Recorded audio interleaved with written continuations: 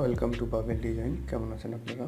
তো আজকে আমরা দেখব যে আপনি কীভাবে একটা ক্যাশ মেমো তৈরি করবেন। ধরুন আপনি কোনো অফিসে কাজ করেন বা কোনো ডিজাইন হাউসে কাজ করেন অথবা নিজের ব্যবসার জন্য আপনি কীভাবে প্রথম থেকে শেষ পর্যন্ত একটা প্রফেশনাল লুক দিয়ে একটা ক্যাশ মেমো তৈরি করবেন বা আপনার দোকানের জন্য একটা ভাউচার তৈরি করবেন, সেই জিনিসটা আজকে আমরা দেখব।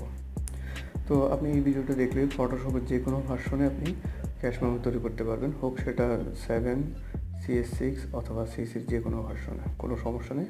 তো চলুন শুরু করা যাক। তো প্রথমে আমরা ফাইল থেকে নিউতে ক্লিক করব। নিউতে ক্লিক করে আমরা উইডথ নেব, মানে পাশে দেব 4 ইঞ্চি আর লম্বা দেব 6 ইঞ্চি, রেজলিউশন 300 দেব। যেহেতু এটা প্রিন্ট হবে সেহেতু এটা CMYK থাকবে। ক্রিয়েট করলাম।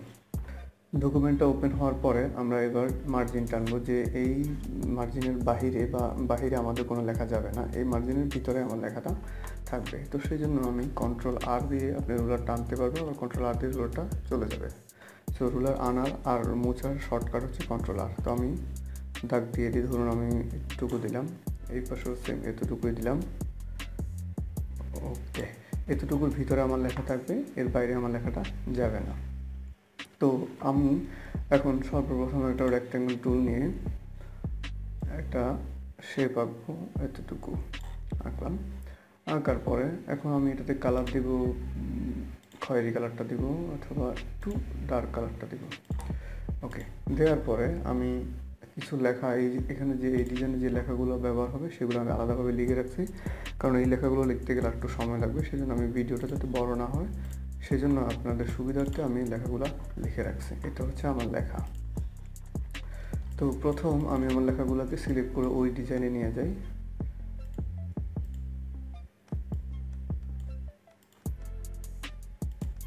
আপনারা কীভাবে সিলেক্ট করবেন, আপনার কন্ট্রোল ধরে মাউসের লেফট বাটন ক্লিক করবেন। আবার যদি অন্যগুলো সিলেক্ট করতে চান সেক্ষেত্রে শিফট প্রেস করে ধরবেন, আর আস্তে আস্তে এগুলো সিলেক্ট হয়ে যাবে। আপনারা দেখতেছেন লেয়ারের মধ্যে যে সিলেক্ট হচ্ছে। তা আমি আমার পুরো উপরে যে লেখাগুলো সবগুলো এখান থেকে নিয়ে নিই। ওকে, নিলাম। নেওয়ার পর আমি এখানে ছেড়ে দিলাম। ওকে, ছেড়ে দেওয়ার পরে এবার আমার বিসমিল্লাহ লেখাটা আমি উপরে দেবো, কারণ এটা নিচে হবে না। তো আমি প্রথমে বিসমিল্লাহ লেখাটা ধরলাম, ধরে বিসমিল্লাহটাকে উপরে দিয়ে দিলাম। তবে এখানে বিসমিল্লাহ লেখাটা দেখা যাচ্ছে না, সেজন্য আমি এটার কালারটা দিব সাদা, একবারে সাদা দিলাম এবং এটাকে একটু ছোট করে দেবো, কারণ বিসমিল্লাহির রহমানির রহিম এত বড় হবে না। ছোট করে দিলাম, ছোট করে উপরে উঠাই দিলাম। ওকে, শেপটাকে ধরবো, শেপটাকে একটু ছোট করে দেবো, শেপটা বেশি বড় হয়ে গেছে। ওকে ওকে, তাহলে আমি আমার বিসমিল্লাহটাকে প্রথমে সেট করে দিয়ে দিলাম। তবে আপনারা মনে রাখবেন যে এই দুই মার্জিনের বাইরে যাতে আপনার লেখা না যায়। তো ক্যাশ মেমোটা এখানে দিব,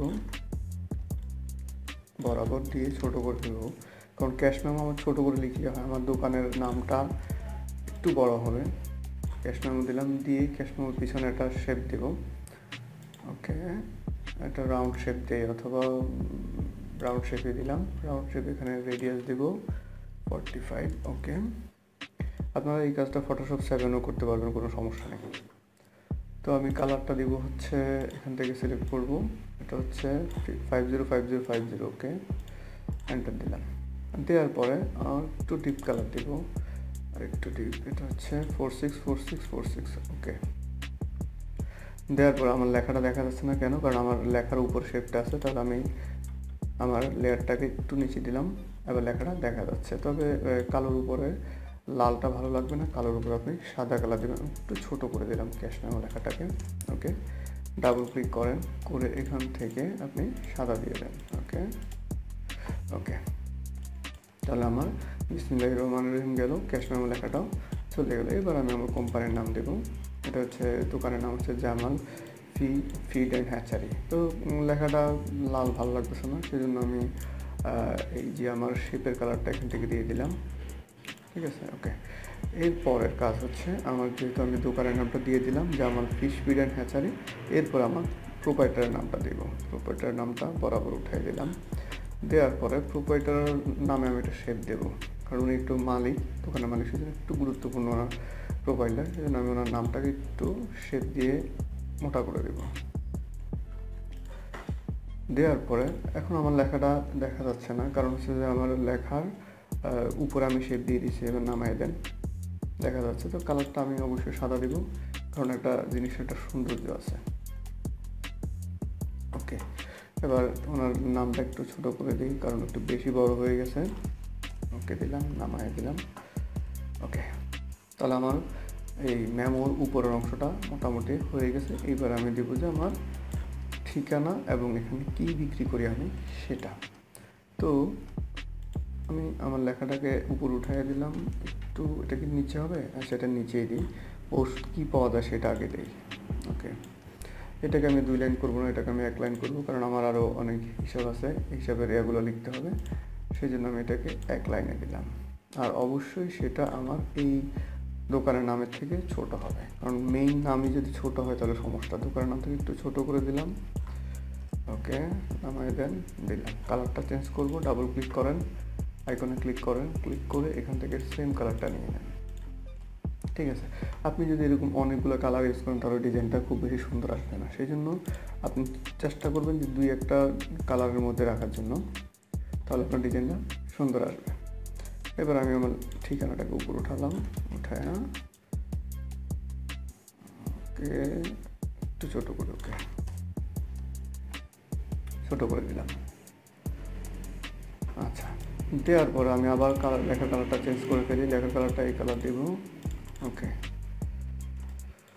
তাহলে আমার দোকানের নাম বিসমিল্লাহ বা প্রোভাইডারের নাম সব কিছু দেওয়া হয়ে গেছে। এখন আমি আমার ডিজাইনটা করব। তো প্রথমে আমি এখানে একটা লাইন নেব, হ্যাঁ, রেক্ট্যাঙ্গেল টুল দিয়ে একটা লাইন ক্রিয়েট করে দেবো, কারণ এটা না হলে আলাদা হবে না। তো লাইন নেব আমি এখানে নেব না এখানে নেব, আমি অবশ্যই উপরে নেব। তবে এখন না, আমি আর কিছু ইনফরমেশন দিতে হবে এখানে। যেমন এখানে আছে যে আপনার তারিখ আছে, তারপর ক্রমিক নাম আছে, এগুলো দেওয়ার পর আমি আমার এটা দেবো। তো আমি এখান থেকে আবার টেক্সটগুলো কপি করে নিচ্ছি, নাম, ঠিকানা, তারপর হচ্ছে তারিখ, বিকাশ, মোবাইল।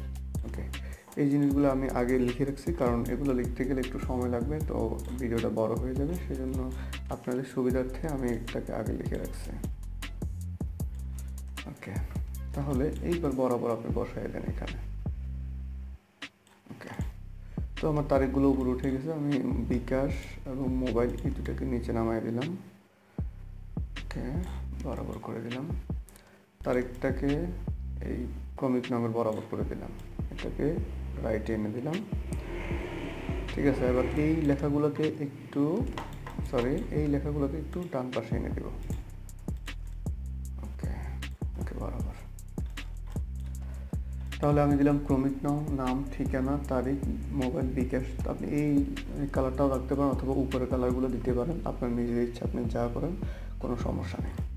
তো এগুলো দেওয়ার পরে এইবার আমার হচ্ছে যে আমি কী জিনিস সেল করতেছি সেগুলো। ঠিক আছে, তো প্রথমে আমি একটা একটা রেক্ট্যাঙ্গেল নেব, যে এখানে আমার মেনুটা থাকবে, যে আমার কী প্রোডাক্ট সেল হয়েছে, কত পরিমাণ সেল হয়েছে, দাম কত আসছে, জমা কত, খরচ কত, কোথায় কীভাবে লিখবো, সেগুলোর জন্য আমার জায়গা ক্রিয়েট করতে হবে।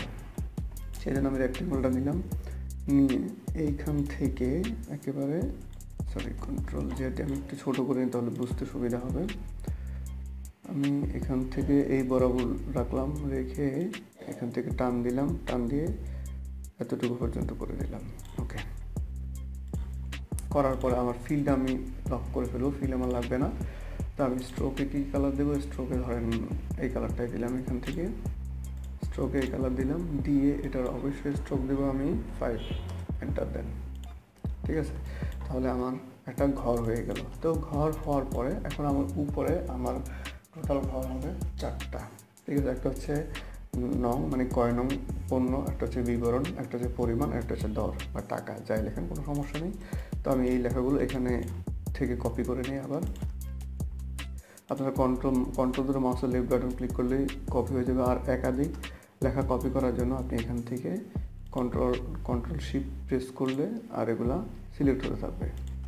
ওকে, সিলেক্ট হলো। এবার আমি এখানে আনার পরে একটু ছোটো করে দেই।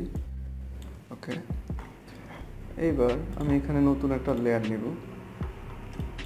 লেয়ারটা হচ্ছে যে আমি এখানে একটা দাগ দিতে হবে, দাগ দেওয়ার পরে আমার এই লেখাগুলো দিতে হবে। সর্বপ্রথম আমার যে কাজটা করতে হবে, নতুন লেয়ার নেওয়ার পরে আমি এখান থেকে ব্রাশ টুল নেব।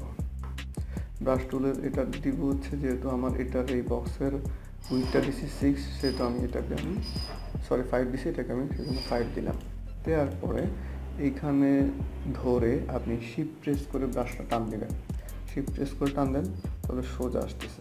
ঠিক আছে, আমি আবার বলতেছি, এখানে ব্রাশটা একটু বেশি মোটা হয়ে গেছে, সেজন্য আমি এটাকে 3 দেব।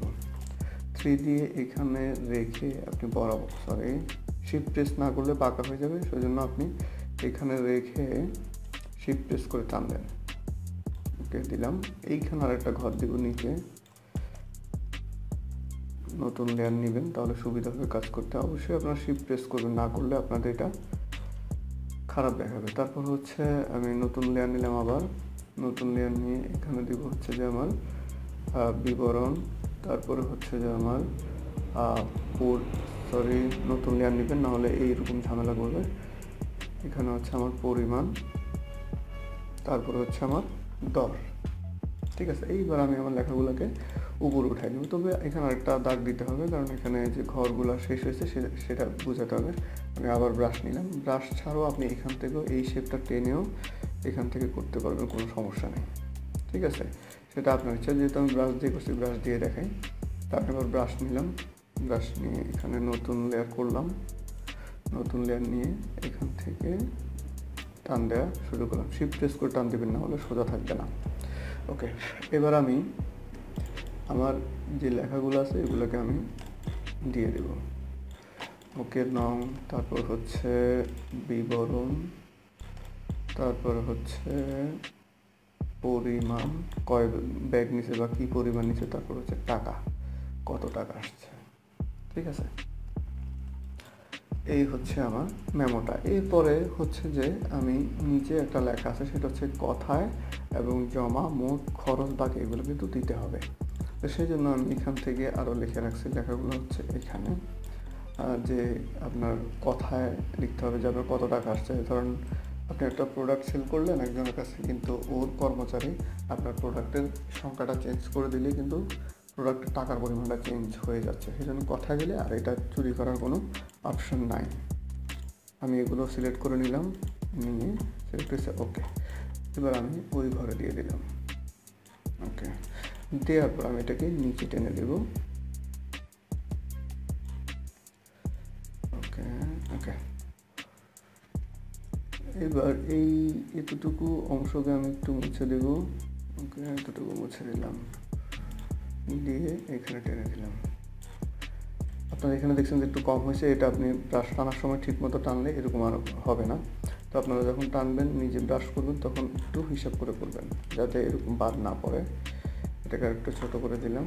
ওকে, যাতে টাকা লেখা যায়। ওকে, এইবার হচ্ছে যে এবার আমার প্রোডাক্টটা বিক্রি করার পরে এখানে আমার মোট, ঠিক আছে, মোট কত আসছে, তারপরে এই ভাই জমা কত দিছে এখানে দিবেন এই ঘরে, তারপরে বাকি কত।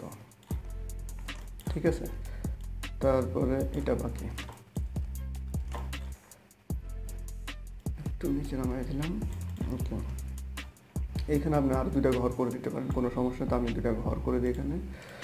তো ঘরটা কীভাবে করবেন সেটা আবার আগের মতো ব্রাশ নিয়ে করতে পারেন, বক্স নিয়ে করতে পারেন। তো আমি বক্স নিয়েই করি, সমস্যা নেই, সেমই আসবে রেজাল্ট। ওকে, কালারটা অফ করে দেন, এখান থেকে আপনি এই কালারটা দেন, সেম কালারটা দেন। ওকে, বক্স এটা একটু বড় ছোটো আসছে, এটা আপনি ঠিক করে দেন, Ctrl+T প্রেস করে বরাবর করে দেন। ওকে, আবার নতুন লেয়ার নিলাম, মাঝখানে একটা টান দেন, ব্রাশ নেন, ব্রাশ নিয়ে মাঝখানে একটা টান দেন বরাবর। ওকে,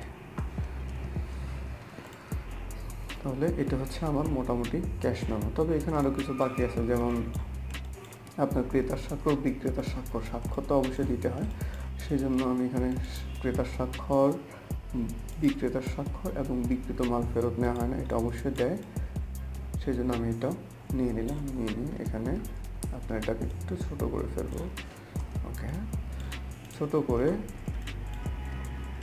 এখন আমি ক্রেতার স্বাক্ষরটাকে ধরলাম, ধরে এখানে দিলাম এটা বরাবর, এটার বাইরে যাতে না যায়, এই মার্জিনের বাইরে যাতে না যায়, গেলে জিনিসটা খারাপ দেখাবে। তারপর হচ্ছে বিক্রেতার স্বাক্ষর, ঠিক আছে, বরাবর রাখেন বিক্রেতার স্বাক্ষর।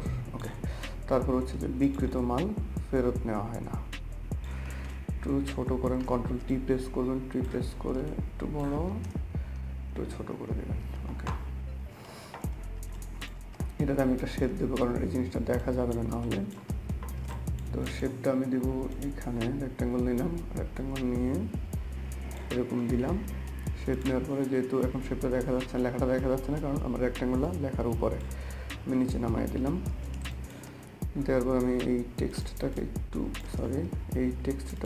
উপর উঠাই দিব, তবে দেখা যাবে।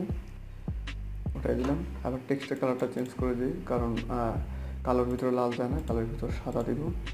সাদা দেওয়ার পরে সুন্দর হয়েছে, তবে এখানে আর একটু সুন্দর করতে পারেন। কীভাবে করবেন সেটা হচ্ছে, আমি শেপের শেষে যদি একটা শেপ দিই, ধরুন এটার পরে আমি আর একটা শেপ দেবো। এখানে নতুন লেয়ার নিলাম, নতুন লেয়ার নিয়ে এটা বরাবর রেখে আরেকটা শেপ নেন।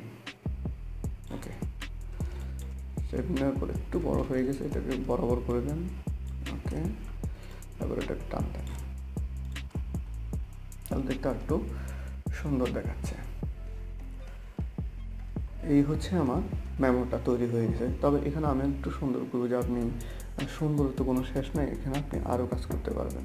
তো কীভাবে করবেন সুন্দর, সেই জন্য আমার যেহেতু এটা গবাদি পশুর খাদ্যের দোকান বা গবাদি পশুর ওষুধ ফিডের দোকান, সেই জন্য আমি গবাদি পশুর কিছু ছবি নিয়ে যাব। এটা এখানে রাখবো, রেখে এটাকে বড় করে ফেলবো।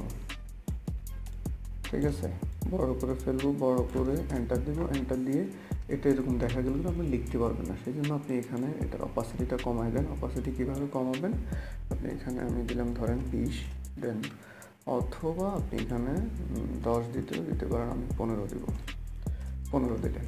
ঠিক আছে, না 10ই ভালো, 10 দিলেন। এবার একটু ছোট করে দিই, ওকে, তাহলে এটা হচ্ছে আমার মূলত ক্যাশ মেমো। এছাড়াও আপনি এখানে অনেকগুলো কাজ করতে পারবেন, যেমন এখানে আপনি কালার দিতে পারবেন। কীভাবে কালার দিবেন, আমি নিচের দিকে নিব কালারগুলো। তো কালার দিবেন কীভাবে, নতুন লেয়ার নিলাম, নতুন লেয়ার নিয়ে ধরেন আমি এটাতে একটা শেপ দেব। ঠিক আছে, তো এটার কালারটা দিব কি, আমি ধরেন হালকা একটা কালার দিব। কি কালার, এই যে কোনো একটা কালার দেবেন পছন্দ মতো, এই কালারটা দিলাম। ঠিক আছে, এবার এটার অপাসিটি আমি অবশ্যই 100 রাখবো না, এটার অপাসিটি ধরেন 50 দিলাম, 50। ওকে, ঠিক আছে, একটা কালার আসলো। আর একটু বাড়াই দিই অপাসিটি, ধরেন এটার অপাসিটি আমি 80 দেবো। এছাড়াও এটাকে আমি আবার ফাইনাল নিয়ে আসলাম, কন্ট্রোল টি প্রেস করেন, টি প্রেস করে একটু পর্যন্ত টেনে দেন। ওকে, ঠিক আছে, এটাকে আমি সরি এটাকে আমি মাঝখানে দেবো, আমার শেপটা এটাকে আমি মাঝখানেরটাই দেবো, তাহলে একটু ভ্যারিয়েশন আসবে। আপনি আপনার পছন্দ মতো একটু সময় নিয়ে করলে খুব সুন্দরভাবে করতে পারবেন। এরপরে আমি আর একটা শেপ নিব, নতুন লেয়ার নিলাম, নতুন লেয়ার নিয়ে এইখানে একটা কালার দেব। ওকে, আপনি আপনার ইচ্ছা মতো কালার দিন, কোনো সমস্যা নেই, নিজের পছন্দ যেটা ভালো লাগে সেই কালারটাই দিবেন। ঠিক আছে, এটার অপাসিটি ধরেন আমি দেব 20। ওকে, এটার অপাসিটি এটা একটু কালসে করে দেই, একটু কালো টাইপের কালার দিলাম। ওকে, এবার এটাকে আমি ফাইনাল ধরে আমি কপি করে দিলাম। ওকে, তাহলে দেখেন যে আমি সুন্দর একটা মেমো তৈরি করে ফেলছি।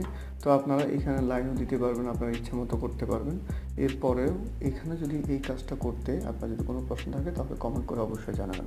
আর আমি এখন যে প্রসেসে দেখাচ্ছি, সেটা আপনি যে ফটোশপের যে কোনো ভার্সন সিসি, CS6 বা সিসির যে কোনো ভার্সন আপনি এই কাজগুলো করতে পারবেন। এরপরেও যদি আপনার কোনো রকমের প্রশ্ন থাকে, তাহলে আমাকে কমেন্ট করে জানান। আর যারা আমার চ্যানেলে নতুন, তারা আমার চ্যানেলকে অবশ্যই সাবস্ক্রাইব করবেন। খোদা হাফেজ।